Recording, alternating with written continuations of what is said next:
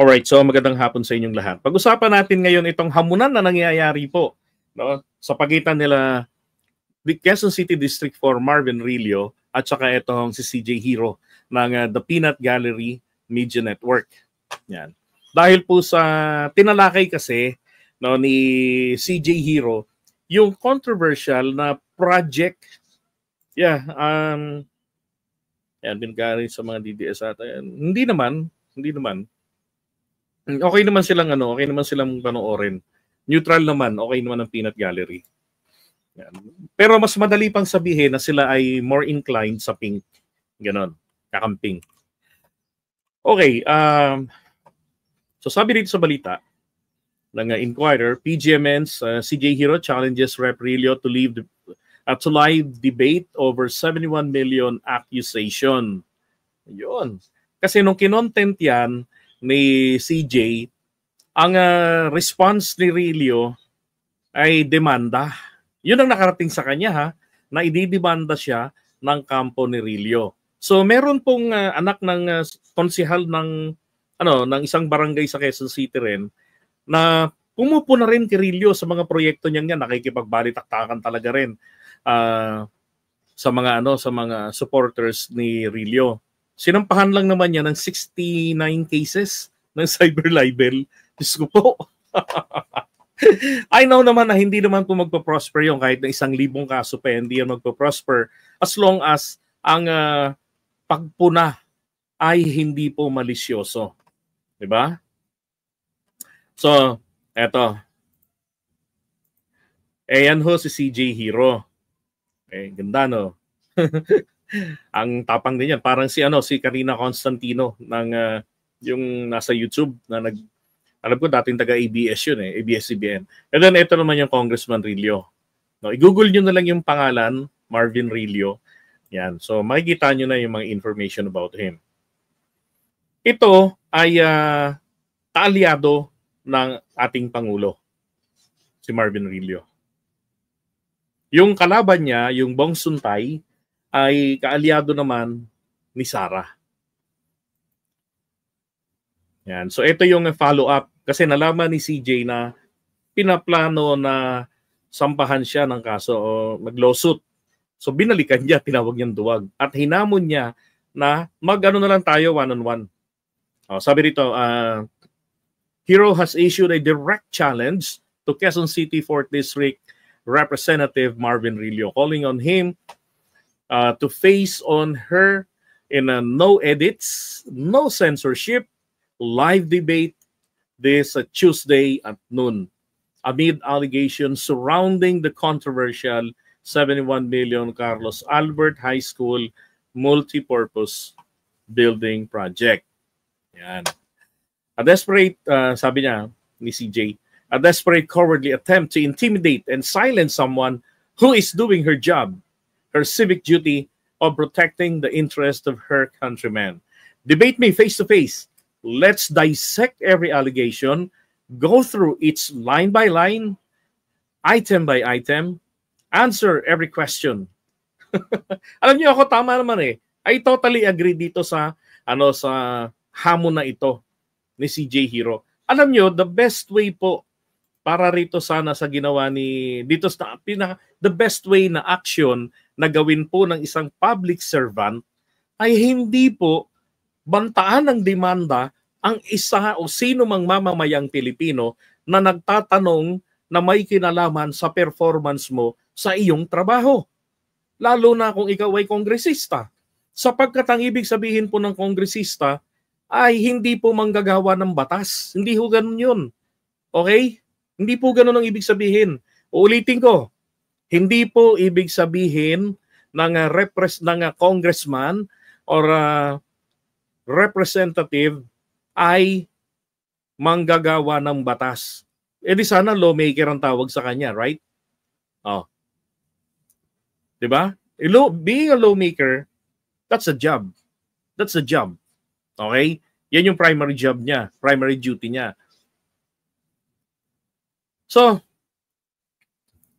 eto hong si congressman, dapat, no, lalo na kayo, again, mga kongresista, pag kayo natatanong, yung mga nasa LGU, dapat po hinaharap nyo yan. Politely, one-on-one. Yan yung ano eh, yun yung best time para ano eh, para ipakita nyo talaga na malinis kayo. 'Di ba? Bakit magdidemanda kung wala namang ano, wala namang anomalya? And after all, kapag ka napatunayan naman, 'di ba, na walang basihan ang demanda, eh magdidiin din naman sa kanila 'yan. Oh, sa kapahamakan. 'Di ba? So, eto, gusto ko lang ding ipaalala na ang mga taong gobyerno po, kayo po ay merong obligasyon sa bayan na sagutin yung mga tanong sa inyo. Okay? Ipaliwanag nyo sapagkat alam nyo naman na yan ay hindi ninyo pera. Pera ng taong bayan. And therefore, sagutin ng taong bayan na nagtatanong, anyari, bakit yung project? 'Di ba? So sinasabi kasi dyan nila Marvin Rillo, ng mga tauhan niya, may phases kasi yan. Phase 1, 2, 3, mga ganon. Yung amount na nasa 200 million atang lahat ng yan, magkano halaga nun, hindi naman yan lahat pa nauubos. Bagkus, ang ano dyan ay phase 1 lang muna yung mga posting bakal, and then sa susunod na na Congress, no, ibig sabihin next year ganon, popondohan na naman yung ibang mga pangangailangan hanggang yan ay matapos na. Okay, across administration. Eh, ang tanong, lahat ba ng mga taga District 4 alam yon? 'Di ba? At saka kung hindi ka paniwalaan, then you have to show proof na hindi yung budget na yan ay naibaba na agad. Hindi yung budget na yan na sinasabi diyan ay napunta na sa bulsa namin. Hindi pa. Hindi pa. Hindi. Nasa bangko ang nagastos itong halagang ito palang 71M. Then pakikita niyo yung katibayan. Bakit naging 71M yung mga bakal na poste? Di ba? Oh, yung cost of labor, di ba? Materials, lahat ganun. Madaling i-justify yun eh. Di ba? Haharapin mo lang yun. O di ang ganda. Di ba? Kaysa mang demanda. Ito lang din ang gusto kong ipaalala. Maliwanag po ang sinabi ng Korte Suprema last year, that was October 16, 2024, nung kinuha ko to. Sabi rito, statements against public officers not slanderous, hindi raw po nakakapanira ng puri. Okay, yung mga pananalita laban sa isang public official na basta't may kinalaman sa performance niya bilang isang lingkod bayan. Okay? So sabi rito ng Korte Suprema, statements against public officers do not constitute oral defamation or slander when this concern their discharge of official duties. Okay? So basta may kinalaman sa iyong pagtatrabaho, may kinalaman sa iyong mandato, ang pagpuna sa iyo, tapos hindi naman malisyoso, then hindi po ito pwedeng kasuhan. Okay? Kaya nga sabi rito, unless done maliciously. Then, kapag maliciously po, ganito na ibig sabihin doon. Statements against public officers constitute oral defamation or slander, di ba? Because this concern their discharge of duties done maliciously. Ganun lang.